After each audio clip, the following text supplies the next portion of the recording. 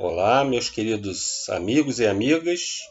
Estamos aqui mais uma vez para a gravação de mais um vídeo do bate-papo com o Dr. Luiz.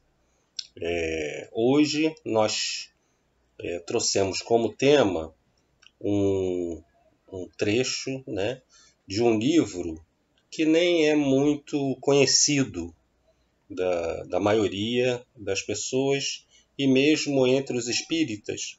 Não é um livro muito conhecido, que é o livro Passos da Vida, onde vários espíritos vão dar o seu depoimento, né, a sua contribuição, e nós escolhemos no dia de hoje o capítulo 11 desse livro Passos da Vida, que é saúde e equilíbrio. E o espírito que vai trazer essas informações é o espírito André Luiz, que nós conhecemos bem da obra, né, de Nosso Lar e outras tantas que vieram depois. Então, o André Luiz ele vai dar 10 dicas, como se fosse um cronograma, como se fosse uma cartilha para que nós possamos atingir, mesmo aqui na matéria, reencarnados, a saúde e o equilíbrio. Então eu achei muito interessante essa página, né? Porque são dicas importantíssimas. Quem não quer saúde? Quem não quer equilíbrio? É a nossa busca constante. O Dr. Adolfo Bezerra de Menezes Cavalcante dizia que um dos maiores patrimônios da existência é a saúde física, porque sem ela nós não temos paz, não temos tranquilidade, não temos coerência, racionalidade, enfim, né? Ficamos atormentados pela presença de enfermidade. A gente também tem que delimitar sempre, né, o conceito de saúde, já que a gente vai falar de saúde e equilíbrio. A saúde não é, como muitos possam pensar, a ausência total de enfermidade.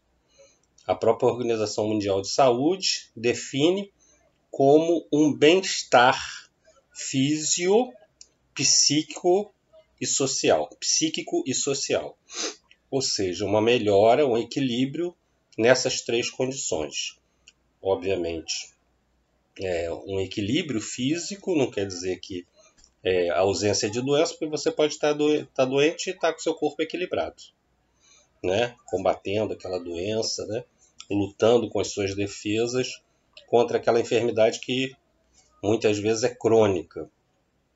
O bem-estar mental, emocional, e o bem-estar social, porque uma pessoa que viva em condições subhumanas também não vai apresentar um equilíbrio, né, nas suas condições de saúde. Então, além dos riscos, né, de infecções, etc., ninguém vai se sentir bem num ambiente que a gente chama de infecto, não é? Então, saúde é isso. Por exemplo, vou dar o exemplo do nosso querido e saudoso Francisco Cândido Xavier, que tinha uma série de enfermidades, tomava 32 comprimidos diariamente e talvez fosse a pessoa mais saudável da sua época, não é? Então, não é a presença de enfermidade que vai tornar a pessoa doente. Às vezes a pessoa não tem nenhuma doença física, mas ela é bem doentinha da mente, por exemplo, né? E aí ela tem uma ausência de saúde. Então vamos às 10 dicas do André Luiz. A primeira que ele dá para a gente adquirir saúde e equilíbrio, tá? Colocar-se sob os desígnios de Deus, cada dia, através da oração, e sustentar a consciência tranquila, preservando-se contra as ideias de culpa. Olha a culpa aí. Já fizemos vários vídeos sobre a culpa, né? E o André Luiz vai trazer também. Referenciamos a doutora Nise da Silveira e agora a contribuição do André Luiz com relação a culpa, né? Então a primeira dica dele é colocar-se sob os desígnios, ou seja, a vontade de Deus. Como? Através da oração. Através também da meditação. São duas ferramentas importantíssimas para a gente se conectar com o arquiteto do universo, né? Com a causa primária de todas as coisas, a inteligência suprema do universo, que é Deus, nosso Pai.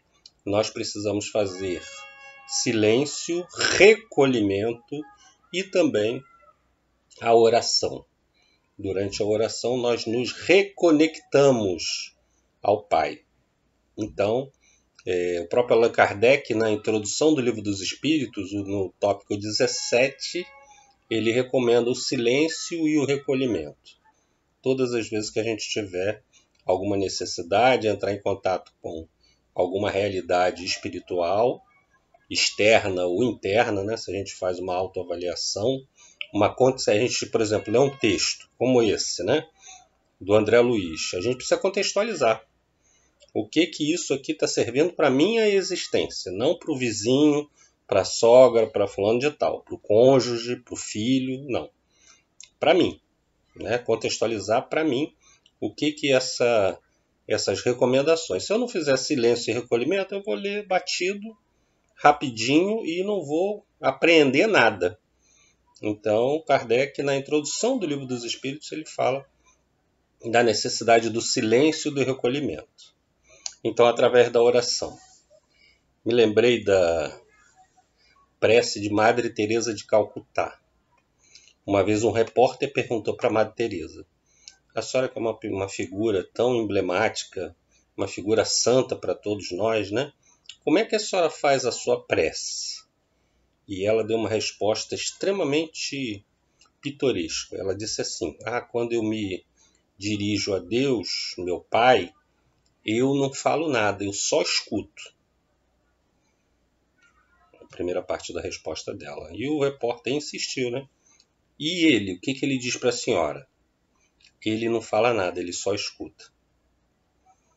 Parece até uma brincadeira, né? Mas vejam, nós precisamos criar uma relação de intimidade com a divindade.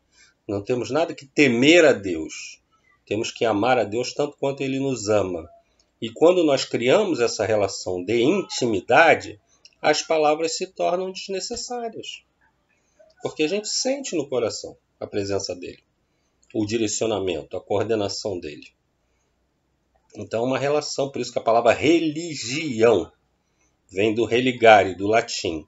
É a religação, já que estamos desligados, na maioria das vezes, né? Dessa convivência com o Pai. Estamos sempre preocupados com as condições materiais, as nossas necessidades, os nossos desejos, as nossas ambições primárias, né? Nós sempre estamos muito preocupados com isso e acaba que nós ficamos desguarnecidos, né? De alguma maneira dessa relação direta com o Pai. Então essa é a primeira recomendação. Em vez da gente se colocar sob os desígnios da nossa vontade, do nosso ego, que muitas vezes faz a gente tropeçar, nós temos que nos colocar nesse desígnio, né? Como é que a gente vai seguir isso também? Cumprindo todos os nossos deveres para com o próximo. E para conosco mesmo também, né? Nós temos que cumprir todos os deveres. Como dissemos aqui em vídeos passados, a recomendação do Cristo é que nós desejemos ao outro exatamente aquilo que nós desejamos para nós. Na mesma intensidade, na mesma condição. Então, cumprindo todos os deveres. 2. Recomendação ainda para a gente atingir saúde e equilíbrio. Dar o melhor de si mesmo no que esteja fazendo. Olha que recomendação importante, né? Porque muitas vezes frequentemente a gente faz as coisas no automático.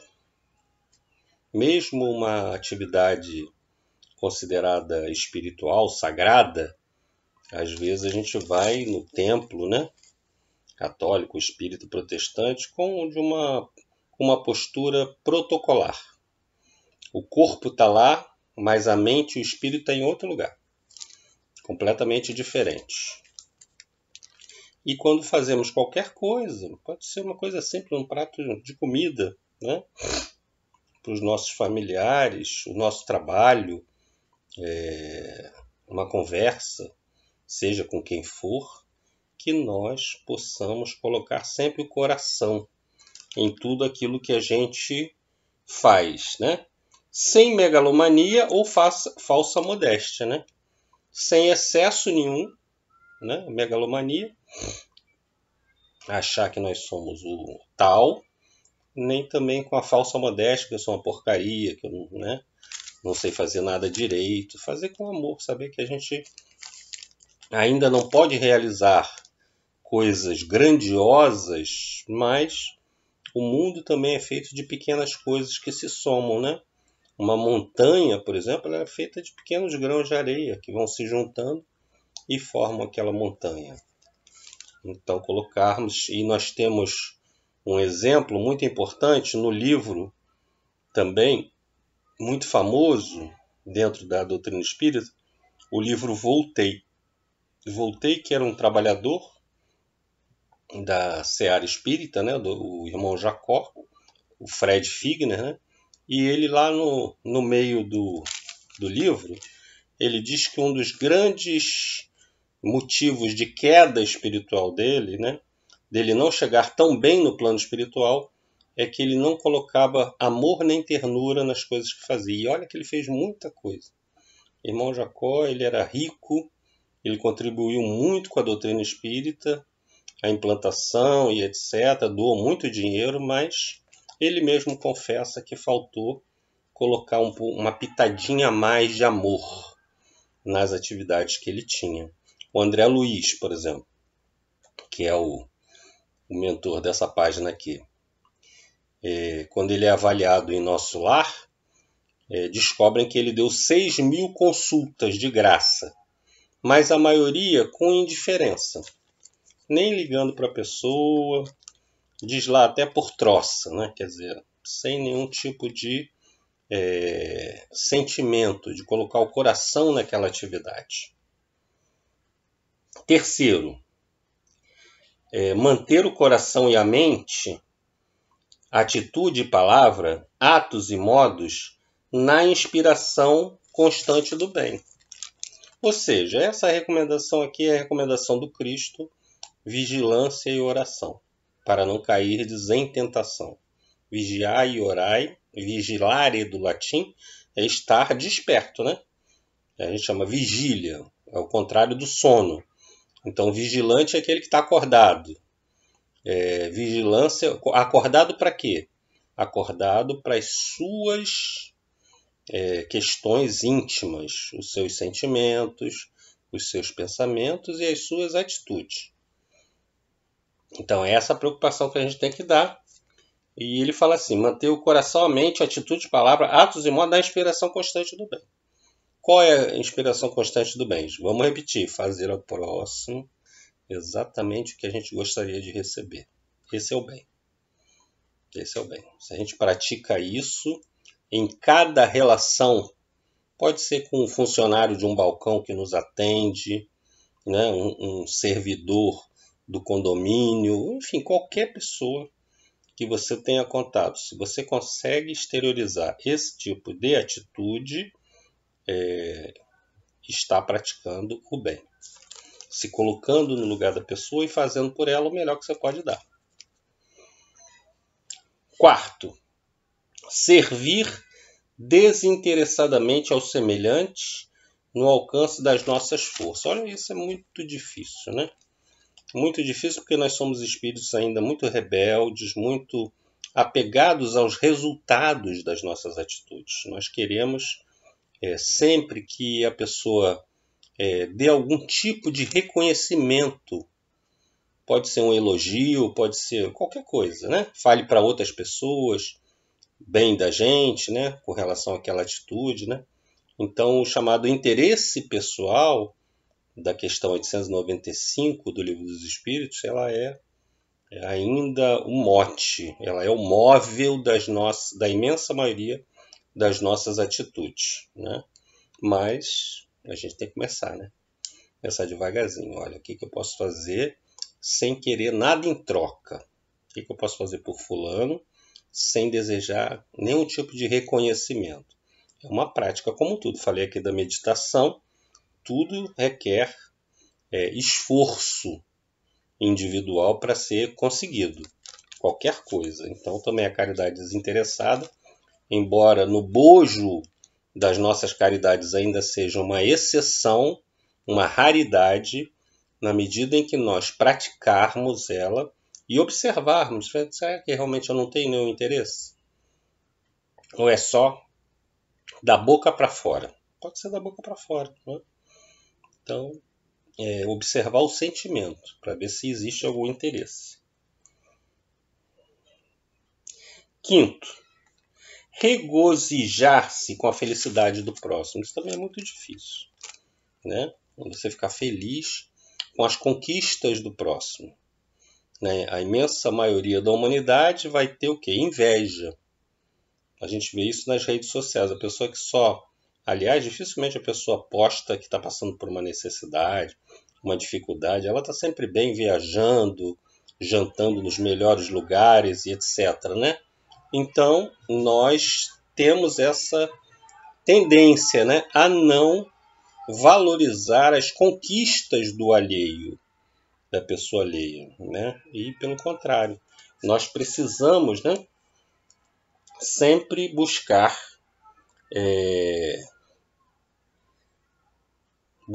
essa visualização, né? Então, e sair dessa corrente maligna da inveja. Muita gente curte, por exemplo, a infelicidade alheia, não curte. Agora, se essa semana aconteceu um desabamento de 2 prédios aqui no Rio de Janeiro, né? E a quantidade imensa de pessoas que ficaram lá para ficar observando a tragédia, ver os corpos saindo, né? Ver quem tinha se machucado, quantas pessoas tinham morrido, né? A gente vê isso em vários lugares, né? Tem até uma piada que contaram para o Chico Xavier, ele morreu de rir, né? E depois ele contou para outras pessoas que sempre que tem um acidente na estrada, junta muita gente. E aí aconteceu um acidente na estrada e não deu outra, né? Uma multidão. E tinha uma pessoa que saiu do carro para ver, né, quem tinha sido acidentado, só que essa pessoa era muito baixinha. Então ela não conseguia olhar por cima das pessoas, né? E aí ela queria passar, aquela multidão compacta não deixava, né? E aí ele teve uma ideia e falou assim, não, deixa eu passar, é meu parente, deixa eu passar. Aí quando ele foi passando por todo mundo deixou ele passar. Quando ele chegou lá na frente, ele viu que tinha sido um burro que tinha sido atropelado, né? E aí ele ficou muito sem graça porque ele falou que era parente dele, né? Então, o parente dele era um burro atropelado, né? Então, é isso, as pessoas têm uma outra coisa, né? Pelo amor de Deus, vamos deixar de assistir essas tragédias nos telejornais, não é? Isso faz um mal não só à nossa energia espiritual, mental, psíquica, como fisicamente.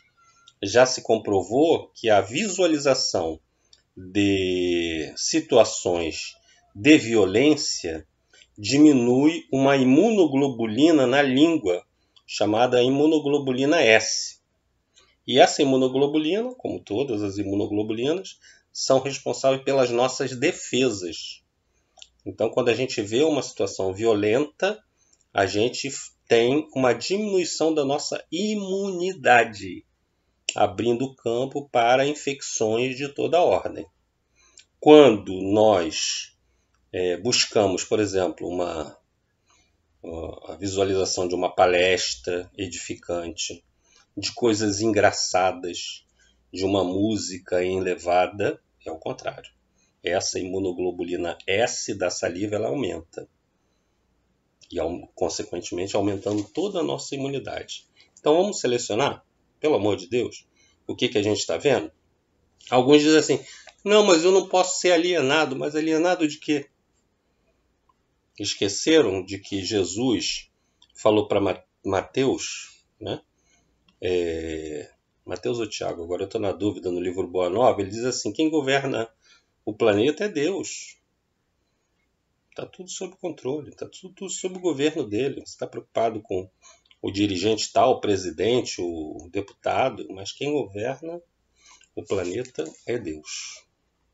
Sexto, esquecer conversações e opiniões de caráter negativo que haja lido ou escutado.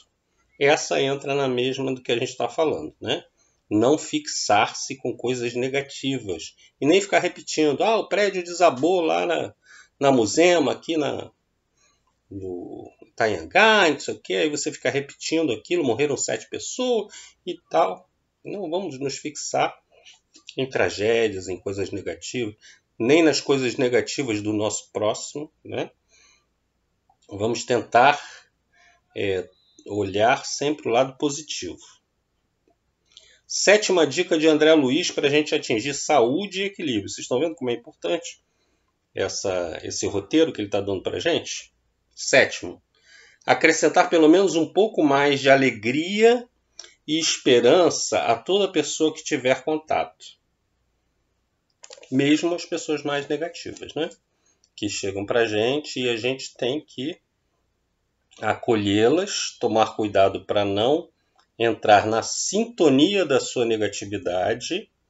Nós vamos dar um tempo, aliás, a recomendação de Joana de Ângeles para o Divaldo Franco, com relação a essas pessoas muito desequilibradas, é que ficasse pelo menos 15 minutos com elas. 15 minutos. Depois disso, aí você dá... Primeiro escuta, né? Tem o exercício da escutatória, né? Porque todo mundo quer fazer oratória, mas nem todo mundo quer a escutatória.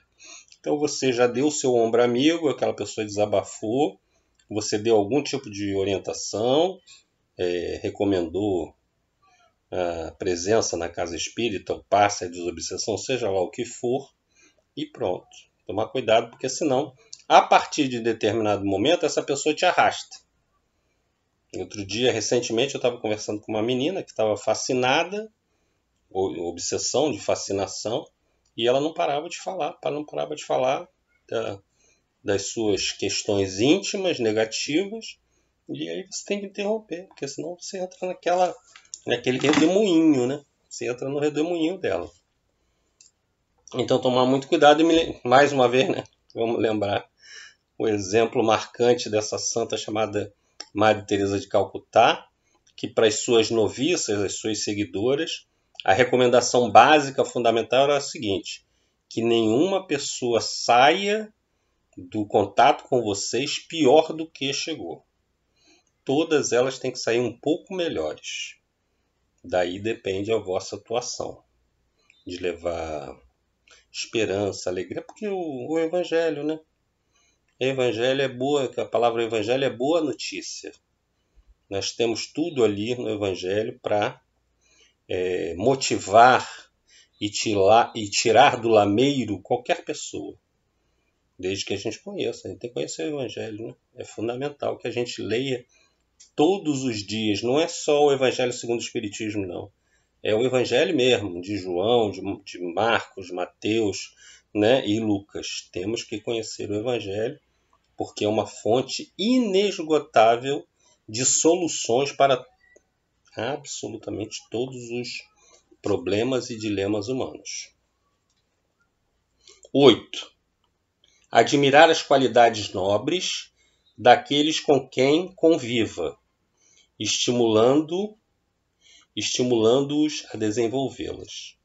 Então, admirar as qualidades nobres daqueles com quem conviva, né? As pessoas da nossa convivência mais íntima, a gente buscar sempre ver as coisas positivas das pessoas, né? Que é uma recomendação de Jesus num dos evangelhos, ele diz assim: se os teus olhos tiverem luz, todo o teu corpo será são. Ó, bate direitinho, a gente está falando de saúde e equilíbrio. Se os teus olhos tiverem luz, o que é ter luz? É conseguir enxergar só aspectos positivos dos outros. E um grande mestre hindu, o Paramahansa Yogananda, que era poeta também, além de guru espiritual dos Estados Unidos, ele escreveu uma poesia que ele diz assim: vou mergulhar hoje no oceano do teu ser em busca de pérolas de amor. Se eu não as encontrar, não culparei o teu mar. Fui eu mesmo que não as soube procurar. Porque todos nós temos, né? As pérolas de amor, de virtude, as pérolas divinas, as sementes divinas que Deus implantou como se fossem vários chips dentro do nosso espírito. Então nós precisamos procurar e não ficar achando defeito, tentar ficar achando defeito dos outros. 9. Esquecer os motivos de queixa, sejam eles quais forem. É a lamentação do vídeo anterior, né? Nosso vídeo anterior, nem preciso me estender nisso aqui, porque no livro Nosso Lar, capítulo 6, o ministro Clarence vai dizer que a lamentação excessiva é doença da alma, de curso longo, laborioso e difícil tratamento. A lamentação. Queixa. Pelo contrário, o sentimento que deve nos mover é sempre o sentimento da gratidão.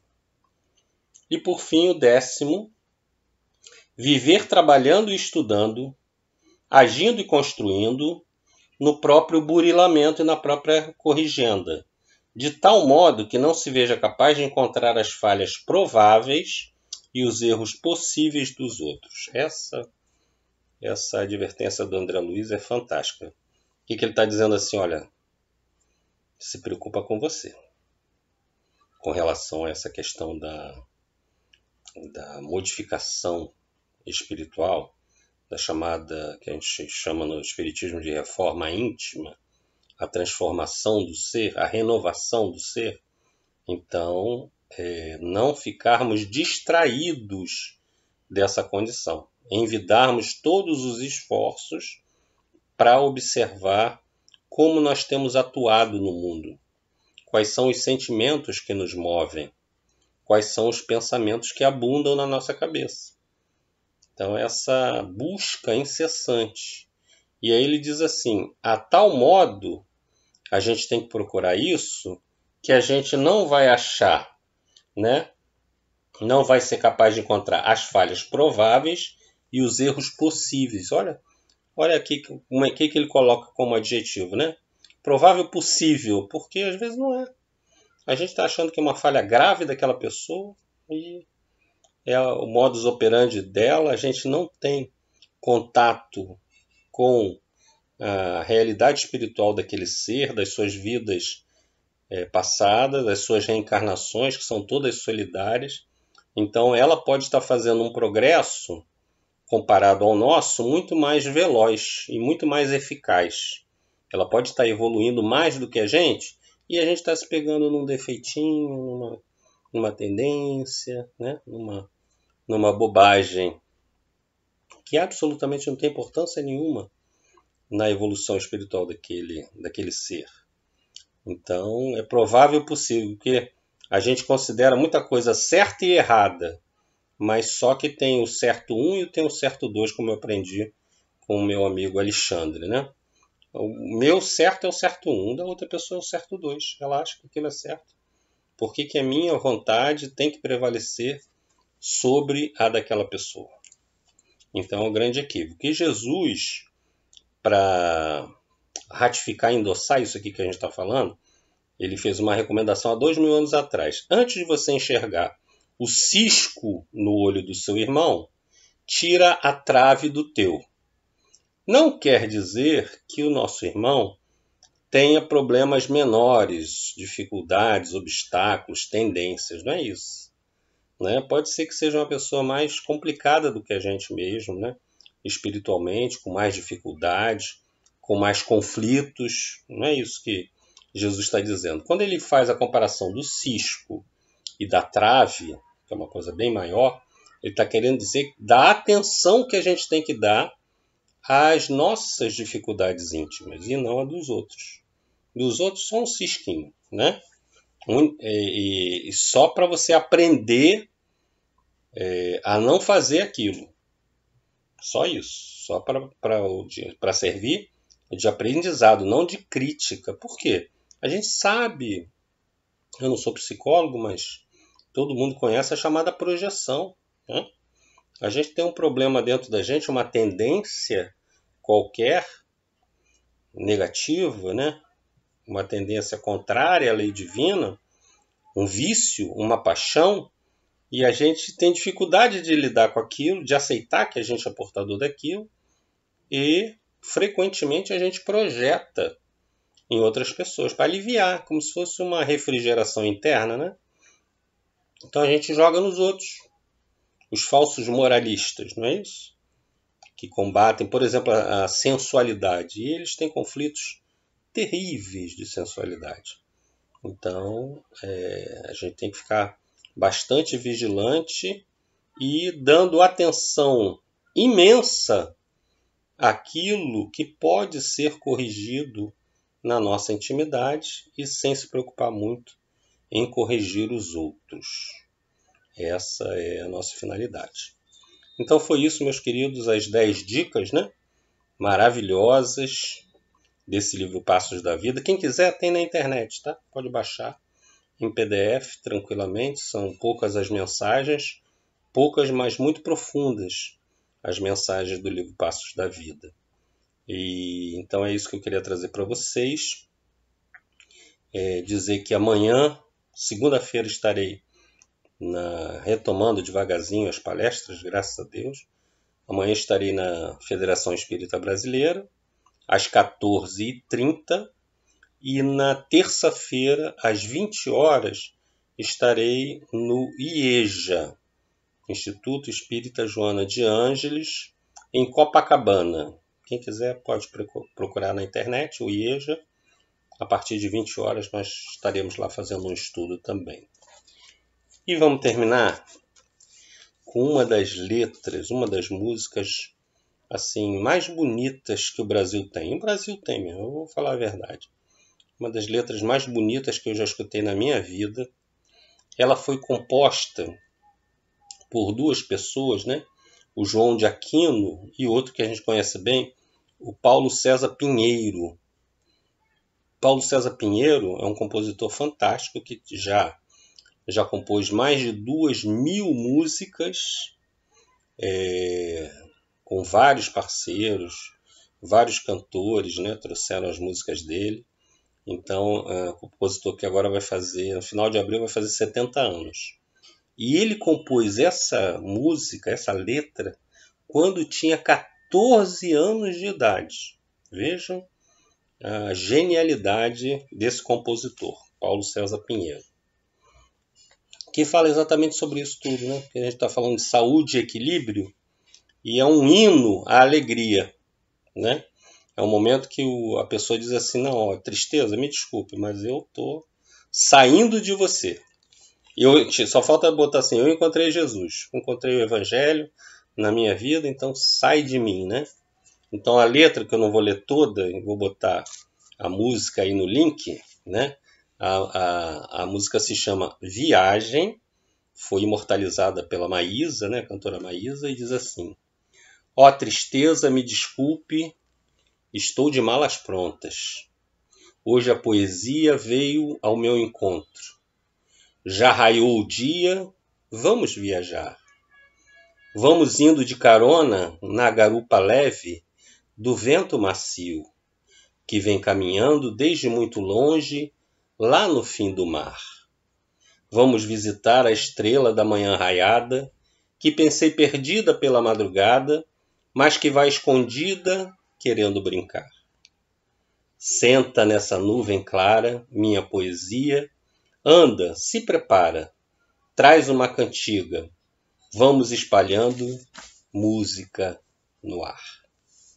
Com esse presente para todos vocês, essa música belíssima chamada Viagem, eu me despeço, agradeço a sua atenção, audiência e carinho.